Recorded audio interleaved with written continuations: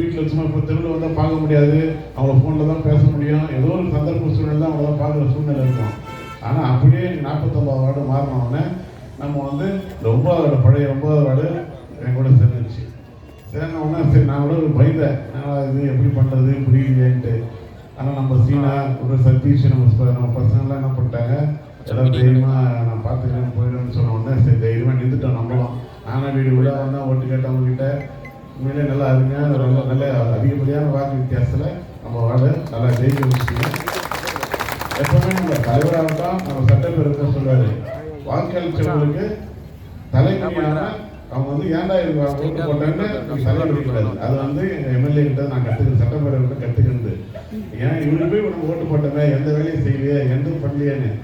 ஆனால் நீங்கள் ஓட்டு போட்டதுனால இந்த பகுதிக்கு அனைத்து பகுதியும் செய்கிறேன். இது மட்டும் நீங்கள் ஓட்டு போட்டீங்க, நான் மாமன்ற உறுப்பினரான மாமன்ற உறுப்பினரோட 15 வட்ட மாமன்ற உறுப்பினர் எனக்கு ஓட்டு போட்டோடனே நான் 15 வார்டுக்கு மண்டல குழு தலைவராகிட்டேன். மண்டல குழு தலைவரான தான் தாம்பரம், மேற்கு தாம்பரம், பீர்க்கங்கரைனா பெருங்குளத்தூர், இந்த ஊருக்குலாம் நான் தான் தலைவராக வந்து எப்படி நம்ம எம்எல்ஏ வந்து நகரமன்ற தலைவராக தாம்பரத்துக்கு இருந்தாரோ அது மாதிரி இந்த பகுதிக்கு வந்து இப்போ நான் மண்டல குழு தலைவர், கார்பரேஷன் மண்டல குழு தலைவர். இந்த வாய்ப்பு கொடுத்தது நீங்கள் தான். நீங்கள் வந்து என்னை ஓட்டு போட்டு என்னை தேர்ந்தெடுத்து என்னால் ஒரு நம்பிக்கையில் இங்கே இருக்கிற நம்ம கூட இருக்கிற எல்லாருடைய நம்ம நண்பர்கள் நம்பிக்கையில் அவங்க கேட்ட வாக்கில் என்னை யாரும் முதல்ல தெரிஞ்சிருக்காது உங்களுக்கு. அதுக்கப்புறம் எனக்கு அறிமுகமாயிருக்கலாம். இவங்கெல்லாம் சொல்லி இவங்களை நம்பி எனக்கு உதயசூரியில் ஓட்டு போட்டிங்க, வெற்றி பெற்ற இன்னைக்கு மண்டல குழு தலைவர் சேர்ந்து இன்னைக்கு நல்லா பெருங்குளத்தூராக இருக்கட்டும், பெருங்கங்கா இருக்கட்டும், நிறைய பணிகள் செய்திருக்கோம். போய் பார்த்தீங்கன்னா தெரிவாங்க நம்ம எவ்வளோ பணி செய்திருக்கோம். இவங்க வந்ததுனால இவ்வளோ வரைக்கும் வேலை 25 வருஷம் செய்யாத வேலை கூட நம்மளாம் செய்திருக்கிறோம்னு சொல்லிட்டு பண்ணிருக்கோம். எல்லாமே ஒரு பிளான் தான். நம்ம எப்படியுமே அட்ஜஸ்ட் பண்ண எல்லாருக்குமே சண்டை போட மாட்டோம் யாருக்குமே. இப்போ கமிஷன் எந்த கமிஷன் இருந்தாலும் அந்த கமிஷன் ஆகிட்டோம் எதுக்கிட்டே இருந்தாங்க, அழகு வினாவில் ஐஏஎஸ் இருந்தாங்க, அவங்க எல்லாருக்கும் டெரராக இருப்பாங்க. ஆனால் நம்ம போனனாலே அது ஒரு மரியாதை, என் பேர்லையும் சரி சட்டமன்ற உறுப்பினர் பேர்லையும் சரி அவங்களால எனக்கு இருக்கலாம். பார்த்தீங்களா ஒரு மரியாதை எங்களுக்கு போனதான் ஒரு மரியாதை. இப்போ கூட நான் வாழ்த்து செய்து அனுப்பிச்சேன். இப்போ தலைவர் வந்து கன்னியாகுமரி போனால் நான் அந்த மாதிரி நிறைய வாழ்த்து சொன்னேன். அதை அப்படியே வாழ்த்து சொன்னேன். உடனே ஃபோனில் லைனில் வந்தாங்க. நம்ம வந்து சார் எல்லாம் பார்த்தீங்களா ரொம்ப நன்றி, எப்படியாரு எம்எல்ஏ எப்படியாரு எல்லாம் செட்டிலாம் நம்ம அது மாதிரி ஒரு நம்ம நல்ல ஒரு மரியாதை வச்சுக்கிறாங்க தான் நம்மளை நன்றி. அவ்வளோ அதிகாரி நம்ம கூட கையெழுத்து போட்டு இந்த அளவுக்கு 25 வருஷம் செய்யாத வேலையை பெருங்குளத்தூர் நம்ம செய்து கொடுத்துருக்கோம். இதுக்கு வாய்ப்பு நீங்கள் தான். அது முதல்ல உங்களுக்கு ஆமான நன்றியை இந்த கூட்டத்தில் வேலை தெரியுமா, ஒரு நல்ல வாய்ப்பு. ஏற்கனவே ஒரு நிமிஷம் வச்சோம், அதை இருந்தாலும் எங்கள் கூட்டத்தில் வச்சிருக்கோம். ரொம்ப நன்றி. எனக்கு எப்படின்னா எனக்கு எம்ஜிஆரை பிடிக்காது சுத்தமாக. ஏன்னா எங்கள் அப்பா வந்து எம்ஜிஆரை பற்றி எனக்கு சொன்னதுனால எம்ஜிஆர் நான் படமே பார்க்க மாட்டேன். எங்கள் அம்மா தான் சினிமாவுக்கு போவாங்க, இருந்தாலும் வீட்டு வாசலே படிக்கட்டில் பற்றி வேண்டி சினிமாவுக்கு போக மாட்டேன். அது மாதிரி ஒரு பாலிசி வச்சுருந்தேன். எம்ஜிஆரை பிடிக்காது எனக்கு. ஆனால் எம்ஜிஆர் வீட்டுக்கு போயிருங்க, எம்ஜிஆர் ரெண்டு முன்னாடி சாப்பிட்டு எங்கள் மாமா வந்து எம்ஜிஆருக்கு ரொம்ப க்ளோஸ். இன்னொருத்தர் நாராயணசாமி ரெட்டியார் இருந்தார், அவர் எம்ஜிஆருக்கு ரொம்ப க்ளோஸ். பிளைமுத்துக்கார் வச்சிருப்பார். சும்மா உள்ள கூப்பிட்டு போனாலே ஒரு எம்ஜிஆர் வாங்கினா கூப்பிடுவாரு. சின்ன வயசுல போய் அதனால ஞாபகம் இருக்கு. இருந்தாலும் எனக்கு எம்ஜிஆர் பிடிக்காது சரிங்களா. அது இன்னொரு காரணம் என்னன்னா டி ராஜேந்தர் ஒரு பாட்டு அப்போ 84 ஒரு பாட்டு இருக்காங்க. டி ராஜேந்தர் வந்து ஒரு பாட்டு அப்போ ரெக்கார்டு தான் பாளையங்கோட்டை சிறைகளில் அஞ்சாம் கலைஞர் அதெல்லாம் வந்து மனசு அப்படியே என் வீட்டில் தான் பாட்டு பாடுறேன். என் வீட்டில் தான் விஜய் போடுவாங்க. அதுக்கப்புறம் நம்ம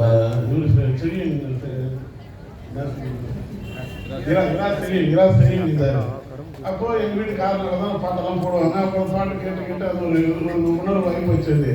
அதுக்கப்புறம் அங்கே 87 என் 10th எக்ஸாம் எழுதி மறுநாளே ட்ரெயினில் எங்களுக்கு தாம்பரம் வந்துட்டாங்க. வந்தோடனே மாவட்டம் வந்து அவர் வந்து அவர்கிட்ட வியாபாரம் பார்த்தா அப்படியே அரசியலில் வந்து அப்படியே 97 வட்ட செயலாளர் 2001 நகரமன்ற உறுப்பினரான நகரமன்ற உறுப்பினர் 2001 எங்கள் வந்து அங்கே வாக்களிச்சாங்க. அந்த உட்காந்து வாக்களிச்ச போது உட்காந்துருக்காங்க முன்னாடி. அதுக்கப்புறம் 2006 எனக்கு வாக்களிச்சாங்க. 2011 ஓட்டு போட்டாங்க.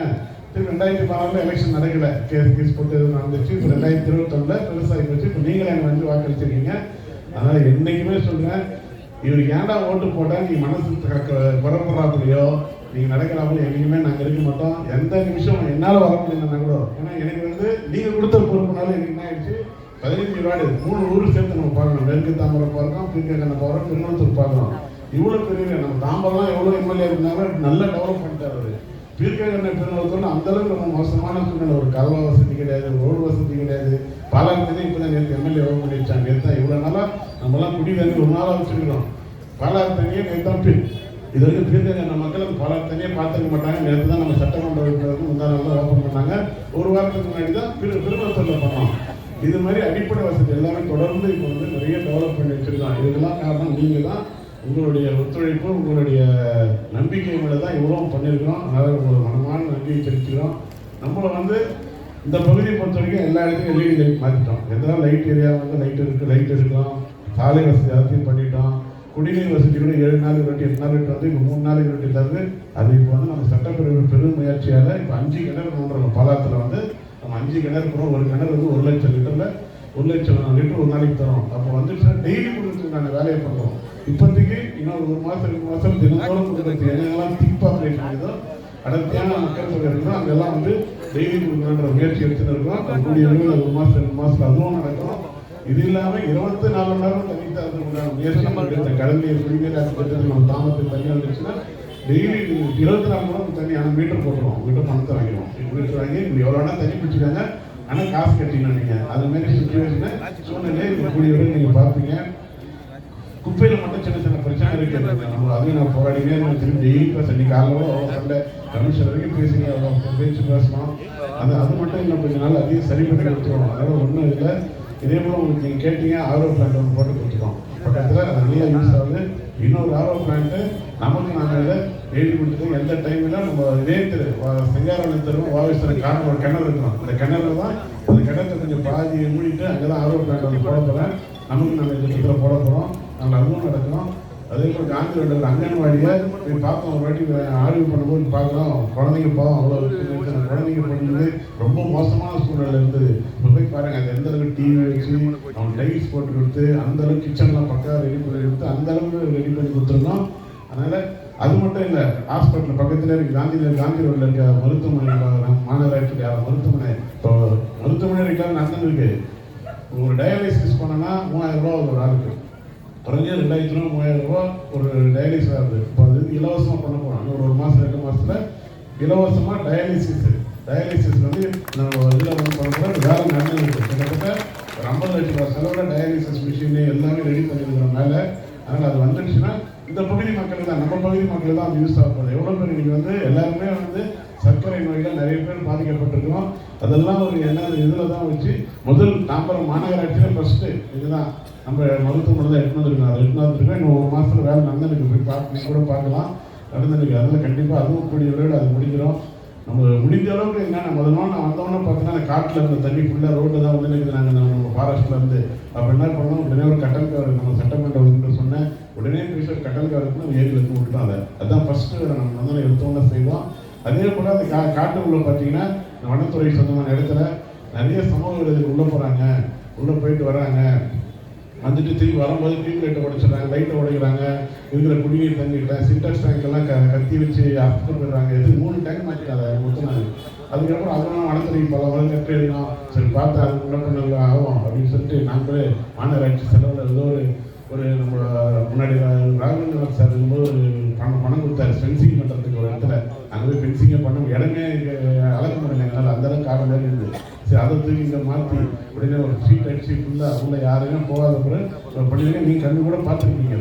அதனால் இதை வந்து நம்மளால என்னென்ன முடியுமோ அந்த அளவு பண்ணி செஞ்சே இருக்கோம். சரி பார்த்துட்டு என்ன பண்ணாங்க, அடுத்தது கேமரா பண்ணோம். சரி என்ன பண்ண நமக்கு நாங்கள் இதெல்லாம் வந்து அரசு எதிர்பார்த்துருந்தா அரசு மாநகராட்சி எதிர்பார்த்து நம்ம வேலை ஆகுது. நமக்கு நாங்கள் திட்டம் வந்தது. உடனே சரி பணம் கட்டினேன். பணம் கட்டி இப்போ இன்றைக்கி நம்ம சட்டப்பேரவை நம்ம பேசி முடிச்சோன்னா இப்போ நம்ம எம்எல்ஏ வந்து அந்த கேமரா வந்து ஞாபகம் போட்டோம். இன்னைக்கு வந்து மக்களுக்கு வந்து உங்களுக்கு பொதுமக்களுக்கு அது அர்ப்பணிக்கு வர நீங்கள் பார்க்க போகிறீங்க. அதுக்கப்புறம் ஓரளவு கண்ட்ரோல் ஆகிடுங்க. வரது போகிறதுலாம் எப்படிலாம் இந்த சமூக விரோதிகள் வழியாக போகிறது வரது இது என்னென்ன நடக்குதுலாம் கண்ட்ரோல் ஆகிடும். கண்டிப்பாக அது காவல் நிலையத்துக்கு நம்ம ஒப்படைச்சிருவாங்க. இது மட்டும் இல்லை, இப்போ நமக்கு நாங்கள் வந்து ஃபுல் அண்ட் ஃபுல்லு எல்லா பகுதியும் எங்கெங்கெல்லாம் யார் யார் எந்தெந்த மாமன்ற உறுப்பினர் நம்மகிட்ட கேட்குறாங்களோ அவங்களுக்குலாம் இப்போ நமக்கு நம்ம மேலே கேமரா போகிறதுக்குண்டான நான் பொசிஷன் கையில் வச்சுக்கிறேன். ஏன்னா நம்மகிட்ட வராங்க, ஏதோ ஒரு உதவியாக வராங்க, இந்த வேலை செய்யணும் அந்த வேலை செய்யணுன்றாங்க. சார் உடனே என்ன பண்ணுவாங்க, சார் டிவி எடுத்து கமிஷனர் கொடுங்க, கமிஷனர் தாம்பரம் போட்டு டிவி கொடுங்க சொல்லுவாங்க. டிவி வாங்கி கொடுத்து சேர்த்து வச்சு அது 40 லட்ச ரூபா சேர்த்து வச்சுக்கிறேன்.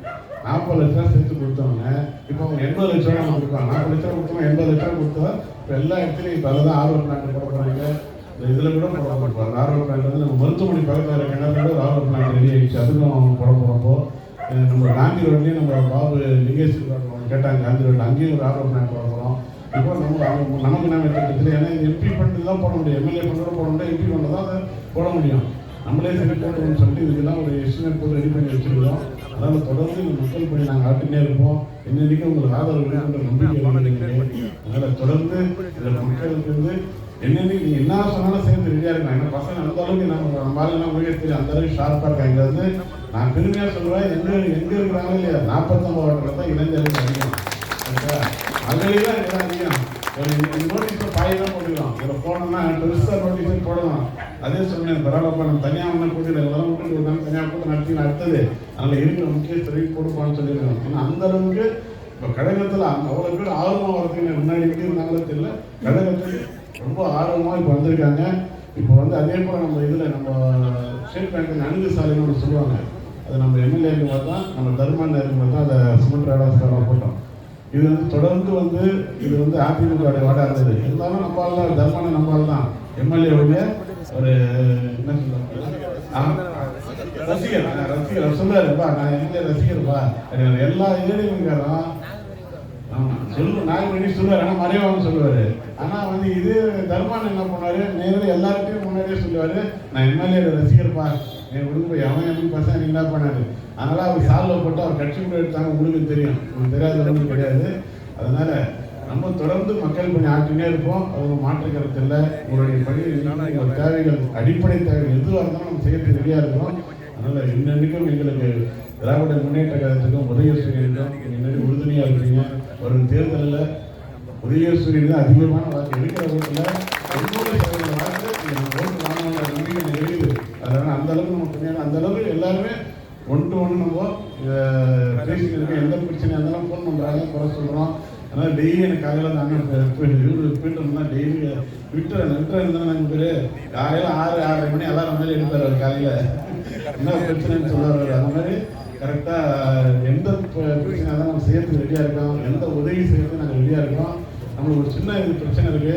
இந்த காப்பு காடுங்கிற 12 ஏக்கரா சில்லற அது வந்து நம்ம எம்எல்ஏ வந்து அது என்ன விளக்கம் சொல்லுவார், அது என்ன வழிங்கிறத சொல்லுவார் நம்மளுக்கு. அதில் தொடர்ந்து உதயசூரியனுக்கு ஆதரவளித்து இந்த பகுதியை எண்ணிக்கை திமுகவுடைய கோட்டைன்றதை உறுதி செய்யுங்கள். இந்த வாய்ப்புகள் எல்லாரும் இந்த கூட்டத்தை வந்து உண்மையிலேயே இந்த ஏற்பாடு பண்ணணும். இந்த கூட்டத்தை சிறப்பாக ஏற்பாடு செய்த எல்லாருமே சொல்லணும். இதில் யாரும் ஒருத்தருக்காக கூட எல்லாருமே நம்ம பசங்க எல்லாருமே ஒன்றா வேலை செய்தாங்க. என்னால் சீனாவும் கூட அனைவருக்கும் என்னுடைய வட்டக்கழகத்தை சார் பகுதி கழக சார் மனமான நன்றியை தெரிவித்து நன்றி, வணக்கம். இனி உங்கள் பாதுகாப்பை காவல்துறை உத்தரவாதத்தோடு எந்த ஒரு சிறு பிரச்சனை என்றாலும் உடனடியாக அதனை ஆய்வு செய்வதற்கு இது பயனுள்ளதாக இருக்கும். உங்களுக்கு சாலை வசதி, குடிநீர் வசதி, தெருவிளக்கு வசதி என எல்லா வசதிகளையும் செய்து கொடுத்த நம்முடைய மண்டல குழு தலைவர், உங்கள் மாமன்ற உறுப்பினர் இதையும் இன்றைக்கு செய்து கொடுத்திருக்கிறார். இன்னமும் தொடர்ந்து திராவிட முன்னேற்ற கழகம் உங்களுக்கு பணியாற்றி கொண்டே இருக்கும் என்று சொல்லி, அடுத்ததாக இந்த கூட்டத்துடைய கதாநாயகன் என்றைக்கும் மக்கள் தொண்டனாக பணியாற்றி கொண்டிருக்கக்கூடிய எஸ்.ஆர். ராஜா அவர்களை உரையாற்ற அன்போடு அழைக்கிறோம். நம்முடைய பகுதியின் சார்பில் பகுதி கழக செயலாளர் மண்டல குழு தலைவர் டி. காமராஜ் அவர்கள் சால்வடிக்கிறார்.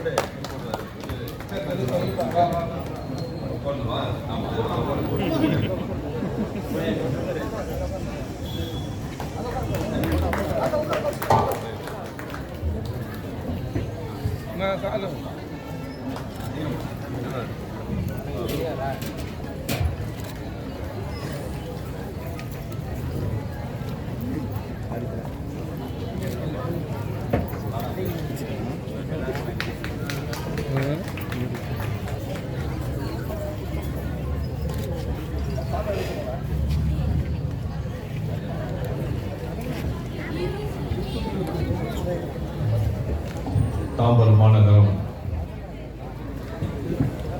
41வது வட்டத்தின் சார்பாக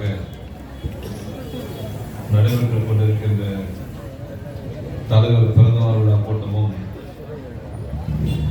நலத்திட்ட உதவிகளை வழங்குகின்ற நிகழ்ச்சியும் உங்கள் பகுதிக்கு சிசிடிவி கேமரா துவக்குகின்ற நிகழ்ச்சியும் மூன்றும் ஒருங்கிணைந்து நடத்தி கொண்டிருக்கின்ற பகுதிகளுடைய செயலாளர், மண்டல குழு தலைவர், இந்த பகுதியுடைய மாமன்ற உறுப்பினர் டி காமராஜ் அவர்களே, வரவேற்புரை ஆற்றிருக்கின்ற முன்னாள் வட்டக்காலத்துடைய செயலாளர் தம்பி சீனா அவர்களே, முன்னிலை வைத்துக் கொண்டிருக்கின்ற கழகத்துடைய நிர்வாகிகள்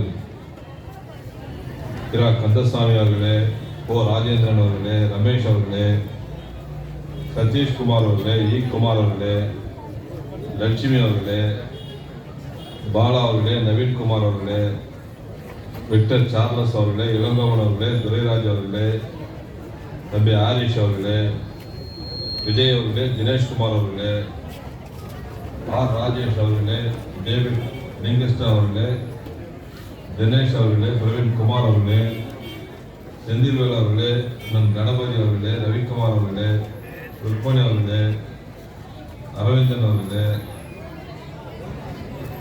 பழக்கடை குமார் அவர்களே, சாந்தி அவர்களே, கோமதி அவர்களே, லட்சுமி அவர்களே, ஜானகி அவர்களே,